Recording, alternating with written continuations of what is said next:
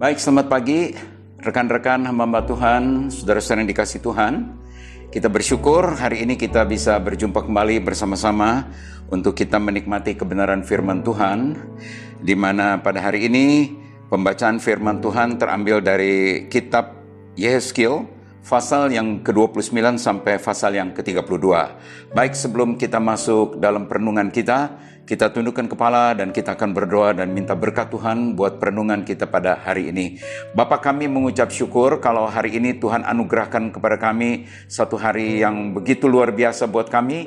Biarlah kami dapat menikmati hari ini dengan penuh sukacita, sehingga kemenangan, damai sejahtera akan terus menyertai kami. Kami berdoa Tuhan buat setiap rekan-rekan pelayanan yang sebentar akan bersama-sama kami akan merenungkan firman Tuhan.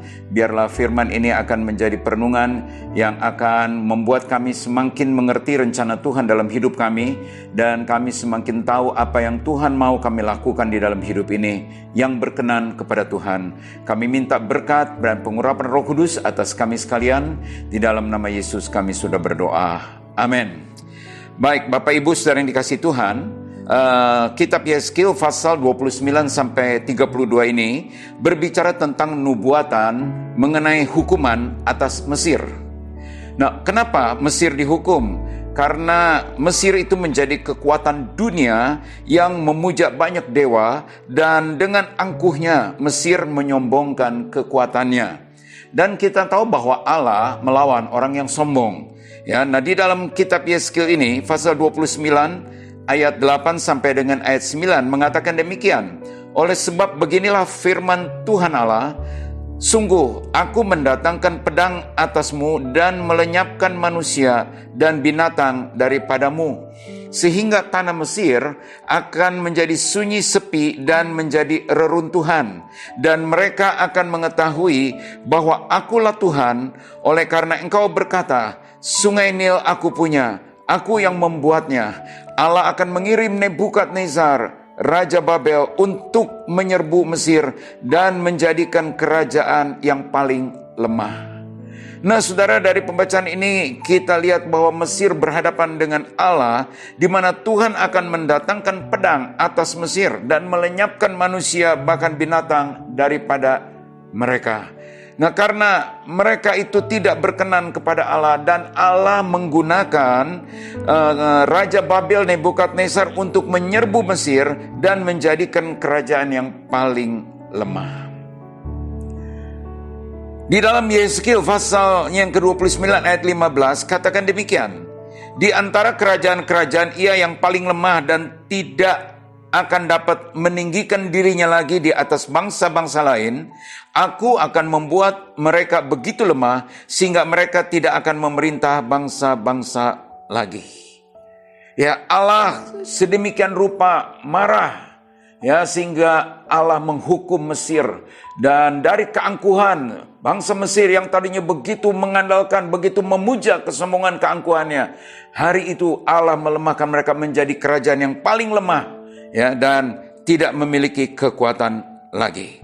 Di dalam ayat 19 dan ke-20 dari pasal 29, Allah memberikan tanah Mesir kepada Nebukadnezar, dan seluruh kerajaan Mesir dirampas, dijarah, dibagikan kepada tentara Babel sebagai upah untuk apa yang Nebukadnezar sudah lakukan atas Mesir. Saudara, semua diambil. Mesir dilemahkan, Mesir seperti tidak lagi memiliki apa-apa karena kesombongannya itu di hadapan Allah. Di ayat yang ke-20 bagian akhir yang saya ambil, sebab mereka sudah bekerja bagiku, demikianlah firman Tuhan. Jadi tentara-tentara Nebukadnezar yang sudah mengalahkan Babel, mereka mendapatkan hasil dari rampasan, dari jarahan, karena mereka telah melakukan tugasnya dengan baik. Saudara, bagian dari pasal ini, pasal 29, mengingatkan kita bahwa Allah akan menghukum atas segala kesombongan, keangkuhan manusia yang merasa bahwa dialah yang memiliki kekuatan.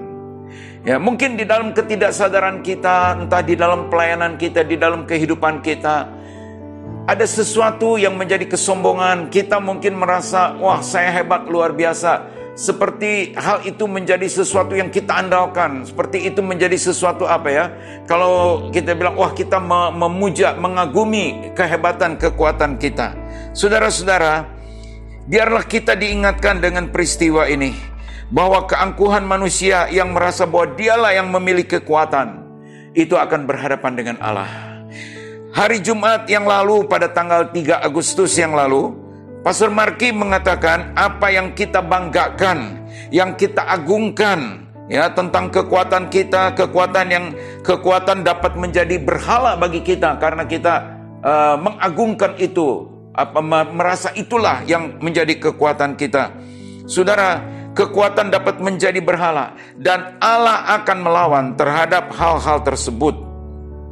Allah tidak mau ada sesuatu yang menjadi kebanggaan kita dan itu menjadi keangkuhan, kesombongan kita, dan kita merasa, oh saya hebat, saya kuat, saya mampu. Saudara, Allah akan melawan itu. Allah akan berhadapan, Allah akan berperkara, dan Allah akan berurusan dengan kita. Sebab itu marilah kita belajar untuk kita tidak menjadi pribadi yang angkuh, karena ada sesuatu mungkin kelebihan-kelebihan kita. Tapi biarlah Tuhan mengajar kita kelebihan kita itu untuk memberkati orang lain. Di dalam kitab Yesaya pasal 30 berbicara tentang kehancuran Mesir, dan hal ini melambangkan datangnya hari Tuhan.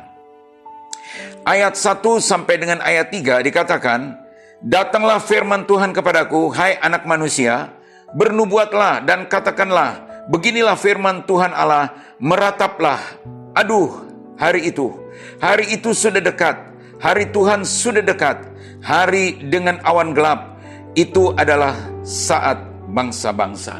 Saudara, kita diingatkan bahwa kehancuran Mesir itu melambangkan hari Tuhan yang akan datang ini.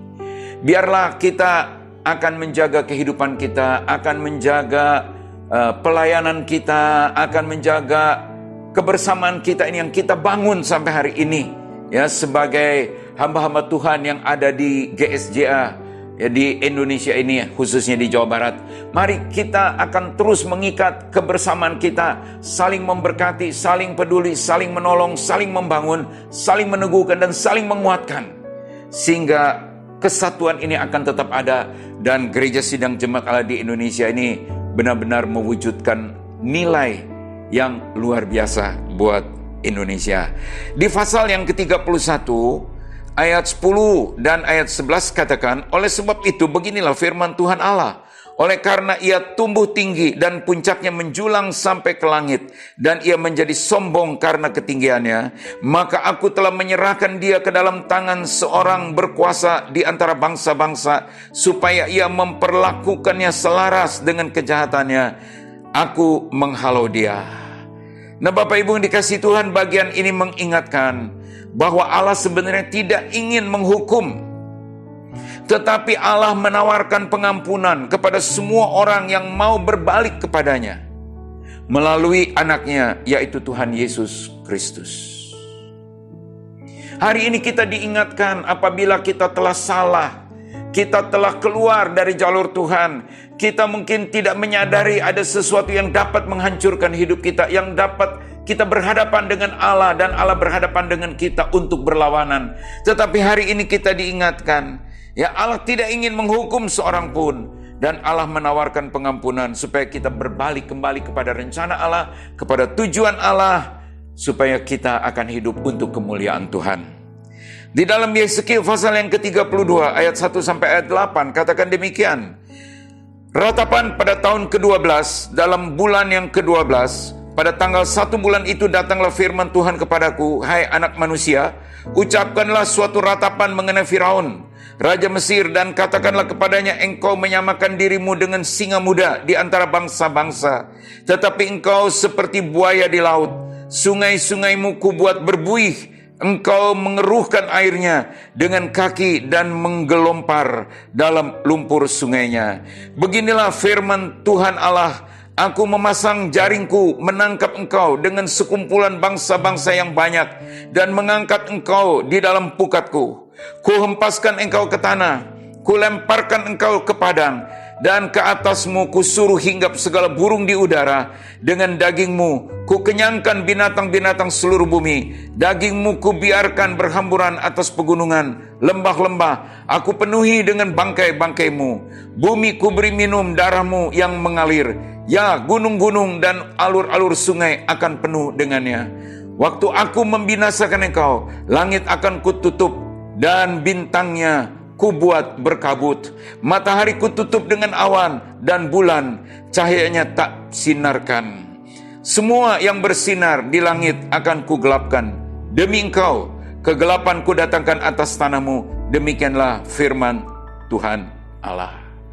Saudara, Firaun menganggap dirinya sekuat singa atau makhluk laut yang luar biasa. Tetapi pada akhirnya dia harus memberikan semua pertanggungjawab itu kepada Tuhan. Ya, dan kita melihat bagaimana akhirnya Tuhan meruntuhkan segala kesombongan kekuatan itu.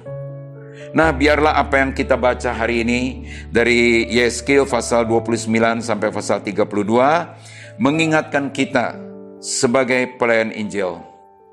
Jangan memuja kebesaran atau keberhasilan kita, keangkuhan, kesombongan. Kita menjadikan hal itu sebagai berhala. Ya, dan Allah pasti akan melawan, menghukum kita. Jadilah pribadi yang rendah hati. Karena itulah yang diajarkan firman Tuhan kepada kita, bahwa Allah akan memberkati orang yang rendah hati. Biarlah nilai juga dari gereja sidang-sidang jemaat Allah di Indonesia, ya, kita akan menjadi pribadi yang rendah hati, yang rajin, yang jujur. Kita mau bekerja bagi Tuhan dan bagi kemuliaannya. Tuhan Yesus memberkati kita sekalian. Mari kita sekali lagi datang di dalam doa. Bapa, kami berdoa, kami minta berkat Tuhan buat setiap kami yang telah mengikuti perenungan ini. Biarlah ini boleh menjadi sesuatu yang akan memotivasi, mengingatkan kami, mengarahkan kami kepada jalur Tuhan, supaya kami hidup untuk kemuliaan Tuhan. Kami hidup hanya untuk mengagungkan Tuhan, karena Tuhan begitu luar biasa buat hidup kami. Kami sadar apa yang terjadi, apa yang ada saat ini bagi kami, itu semua karena anugerah dan kemurahan Tuhan. Tidak ada satu yang patut kami sombongkan dalam hidup ini. Tidak ada satu yang patut Tuhan menjadi keangkuhan bagi kami. Kami mau semua ini kembali untuk kemuliaan Tuhan. Kami minta berkat-Mu bagi kami sekalian, buat rekan-rekan sepelayanan kami di Jawa Barat ini. Dan kami minta berkat ini di dalam nama Yesus Tuhan kami. Amin.